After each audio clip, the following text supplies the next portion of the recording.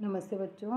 अभी तक हमने अभिज्ञान शाकुंतलम के 44 श्लोकों का अध्ययन कर लिया है और आशा करती हूँ कि उनका अर्थ भी आपको समझ में आ गया होगा। अब ये जो 45वां श्लोक है, इसको शुरू करने से पहले मैं आपको बता दूँ कि जो इससे पूर्व का श्लोक था 44वां, उसमें द्रौपदी युधिष्ठिर को क्या कह रही है कि यदि आप अपने पराक्रम जो है उसका त्याग करते हैं और क्षमा को ही अपने सुख का साधन बनाना चाहते हैं, तो फिर आपको क्या करना चाहिए कि जो लक्ष्मीपति राजा है उसका जो चिन्ह है क्या है बच्चों, धनुष और बाण को धारण किए रहना।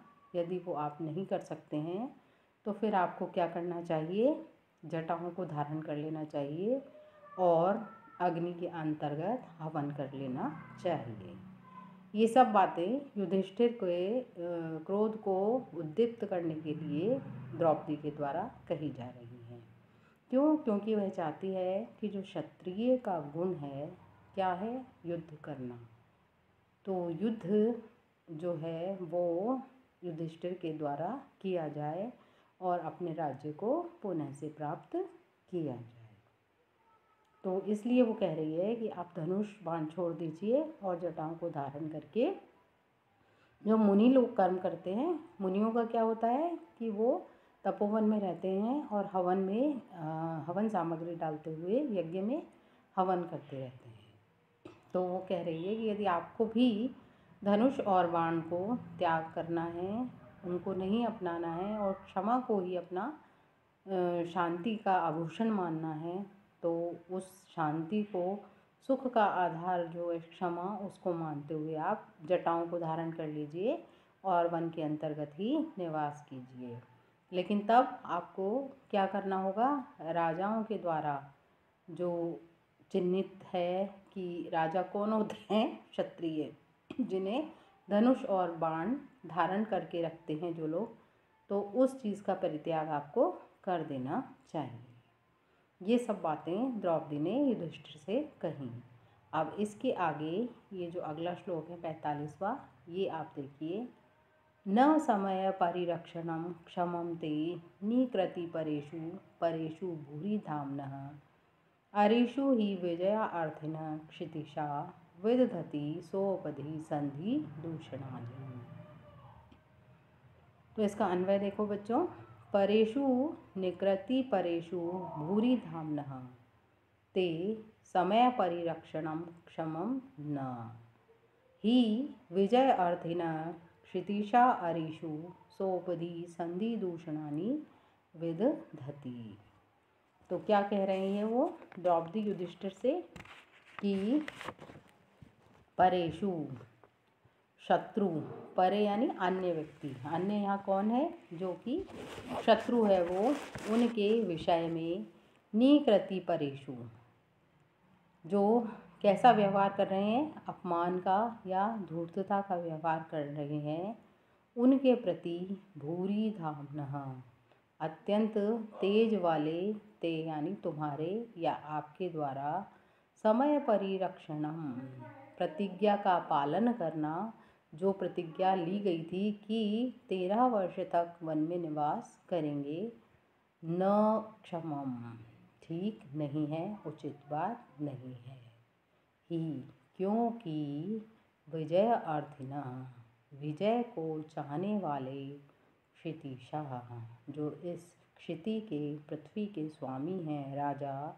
वो अरिषु, शत्रुओं पर, सोपधि, उपाधि के साथ, उपधि कपट के साथ, संधि दूषणानि, संधि के भंग होने के दोषों को विदधति, आरोपित कर देते हैं।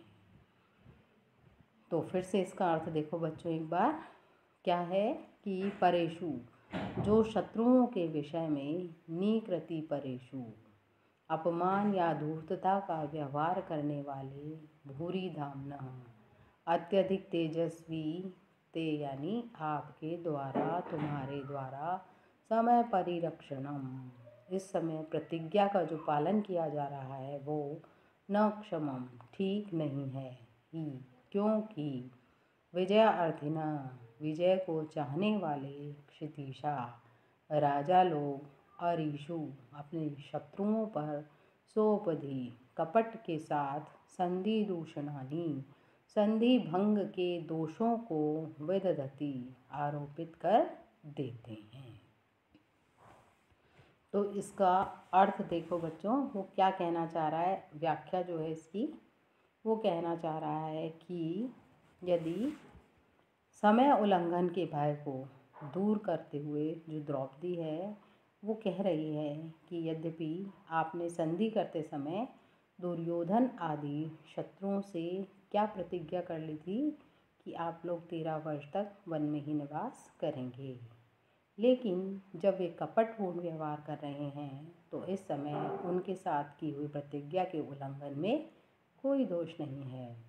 शूरवीर पुरुष तो हर किसी तरह शत्रुओं को नष्ट करके अपना कार्य सिद्ध करने में ही अपनी नीति मानते आए हैं।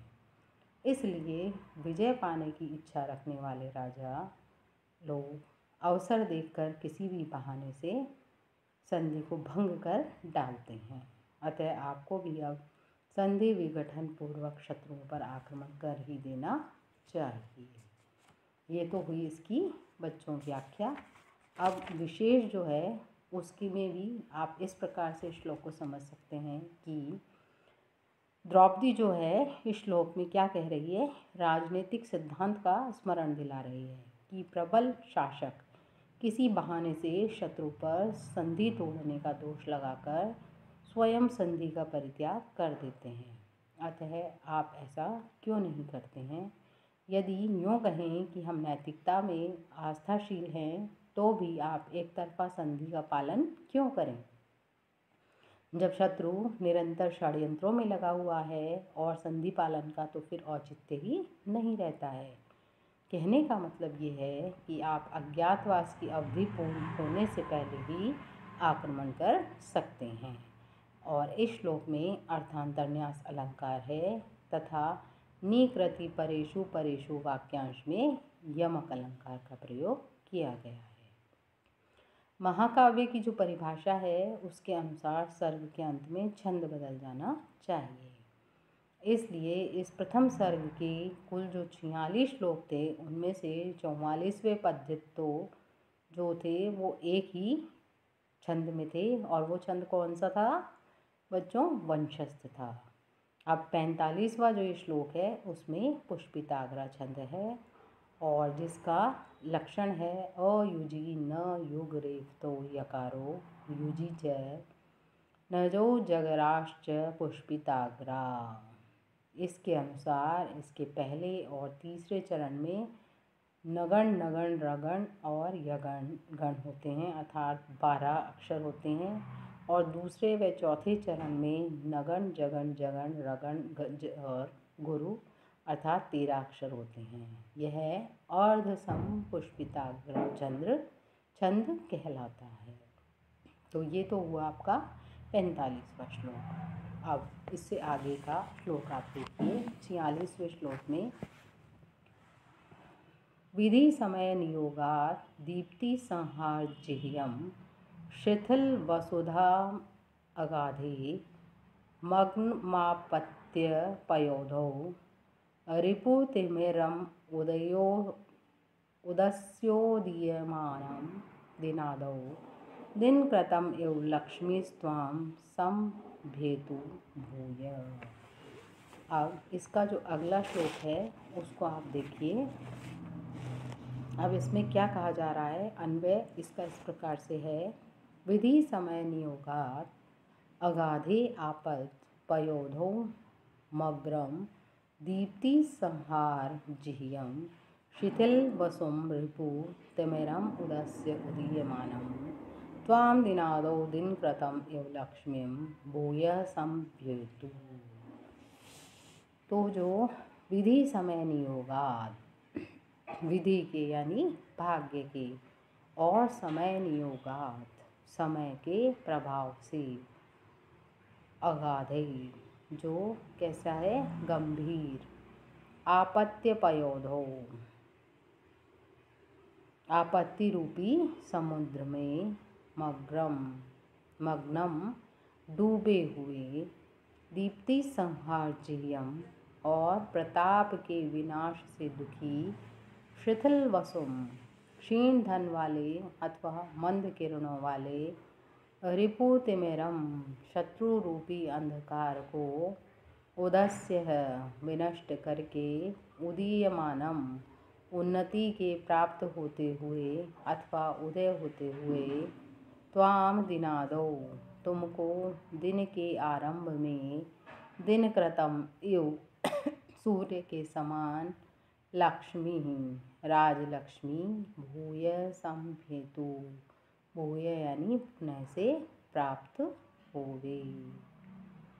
तो वो क्या कहना चाह रही है कि विधि समय नियोगात, जो विधि है भाग्य है, और समय नियोगात समय के प्रभाव से अगाधे, गंभीर आपत्त्यपयोधो आपत्ति रूपी समुद्र में मग्नम डूबे हुए, दीप्ति संहार्जियम प्रताप के विनाश से दुखी, शिथिल वसुम क्षीण धन वाले अथवा मंद किरणों वाले, रिपुतिमिरम शत्रु रूपी अंधकार को, उदस्य है नष्ट करके, उसको खत्म करके, उदीयमानम उन्नति के प्राप्त होते हुए अथवा उदित होते हुए, त्वाम तुमको या आपको, दिनादो दिन के आरंभ में, दिनकृतम इव सूर्य के समान, लक्ष्मी ही भूय संभेतु राज्य लक्ष्मी पुनः से प्राप्त होवे।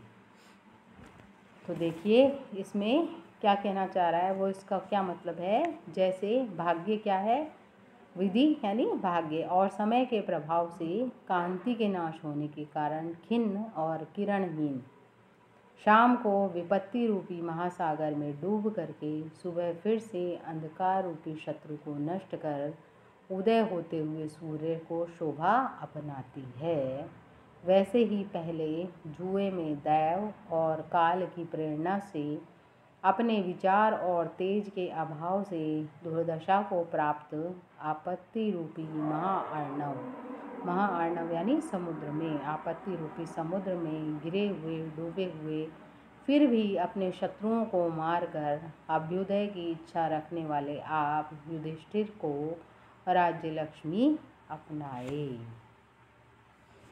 तो इसे विशेष रूप में इस प्रकार से भी समझा जा सकता है बच्चों कि द्रौपदी युधिष्ठिर की रात्रि में शोभाहीन सूर्य से तुलना कर रही है। किससे कर रही है? सूर्य से।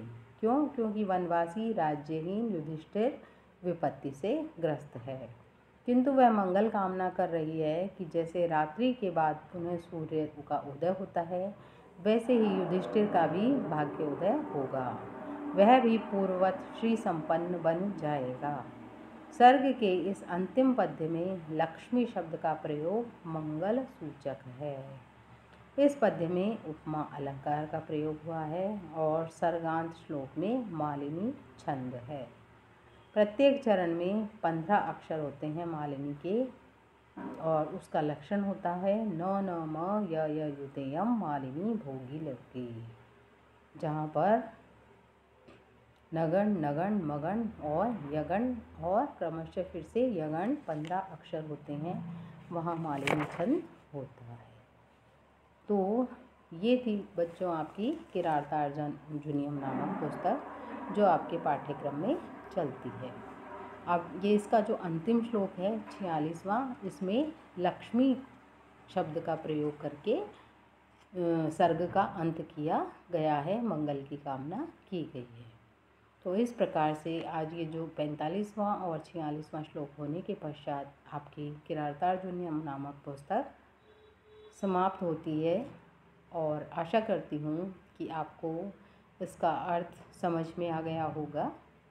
और इसी आशा के साथ अब अगली जो पाठ्य पुस्तक है हमारी पाठ्यक्रम के अनुसार निर्धारित, उसका हम अध्ययन करेंगे।